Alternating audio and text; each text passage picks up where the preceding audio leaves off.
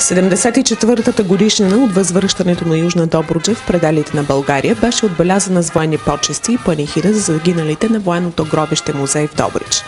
На тържеството присъстваха кметът Детелина Николова, председателят на Общински съвет Ангел Табаков, областният управител Нетко Марчев, командирът на пункта за базиране във Варна капитан първи ранг Георги Георгиев, генералният консул на Република Турция в Бургас Ниези Акьол и вице-консулът на Руската федерация във Варна Галина Петровская, дипломати, политици, делегации от побратимените на Добрич градове Залагер Секо Унгария и Къркларели Турция.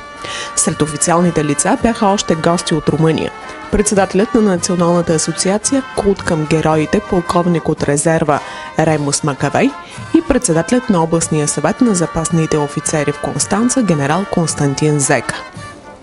Нов елемент в ритуала тази година беше изсвирването на химна на Добруджа, който чества 100 годишен юбилей, непосредствено след приемането на военния строй. Панихида за загиналите герои беше отслужена от архиерейският наместник на Добрич иконом Иван Дойчев и иконом Цветан Флоров от Варна. Слово произнесе кметът на Добрич. Точно днес и тук е мястото, където споменаваме и отдаваме почит на безименните герои, скланяме чела и замълчаваме в човешко преклонение пред подвига им. Тук, във военно гробище, възпоменаваме славата на геройската смърт.